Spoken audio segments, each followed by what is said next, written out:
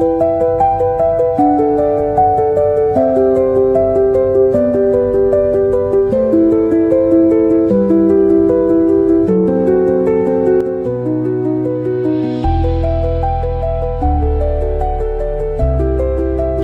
And welcome back to Coders World. आज हम doctype, HTML, meta tags, headlines और paragraphs के बारे में बात करेंगे।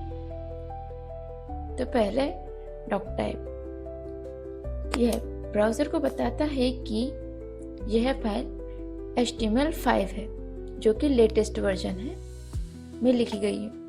यह एक घोषणा यानी डिक्लेरेशन की तरह है।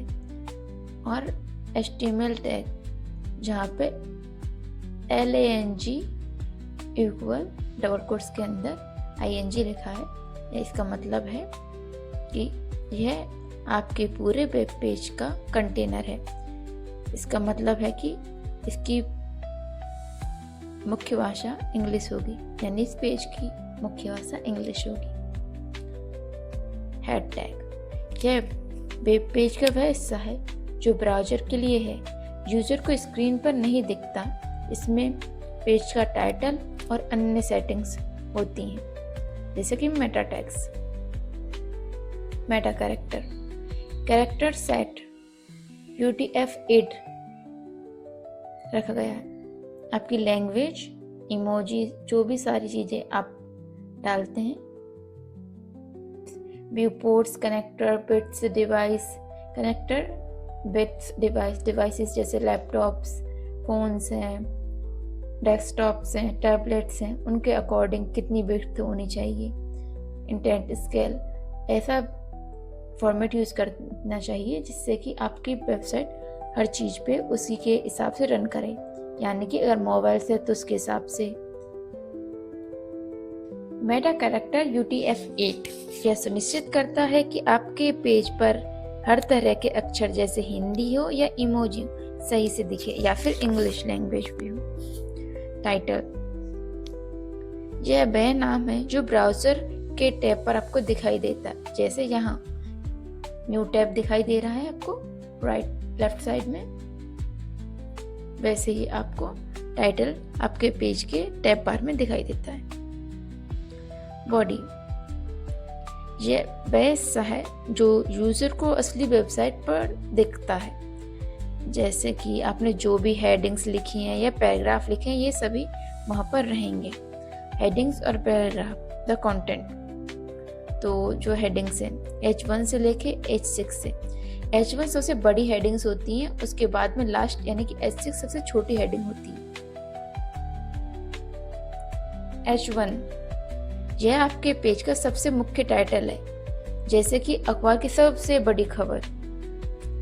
और H2 से लेके H6 तक की ये सब हेडिंग्स होती हैं। जैसे नंबर बढ़ता है 2, 3, फिर 4, फिर 5 और फिर 6। हेडिंग का साइज भी छोटा होता जाता है और उसी की अहमियत, इम्पोर्टेंस कम होती जाती है। अब बात करते हैं पैराग्राफ्स की। पैराग्राफ्स, यह आपकी साधारण जानकारी या कहानी लिखने के लिए ब्राउज़र को यह पैराग्राफ के बाद थोड़ी जगह अपने आप छोड़ देता है। जो कोड मैंने यहाँ पर राइट किया है, अब उसे रन करके देखते हैं।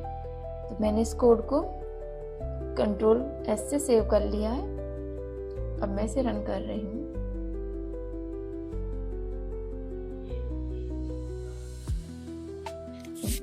देखिए यहाँ पर फर्स्ट हेडिंग जो थी वो सबसे बड़ी है, उसके बाद में सेकंड, थर्ड, फोर्थ, 5 और 6 एक के बाद एक हेडिंग्स नंबर बाय नंबर छोटी होती गई।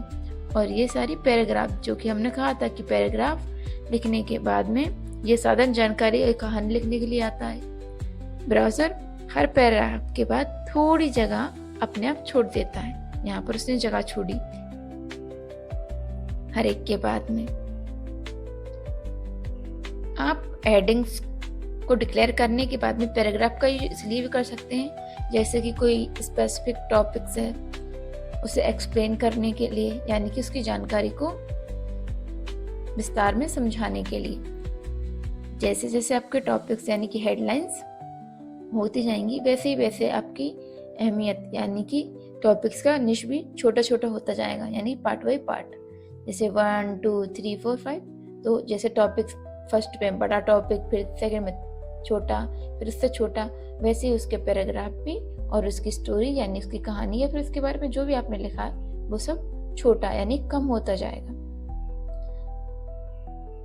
अगर आपको ये वीडियो अच्छी लगी है तो प्लीज़ चैनल को सब्सक्राइब और वीडियो को लाइक करें।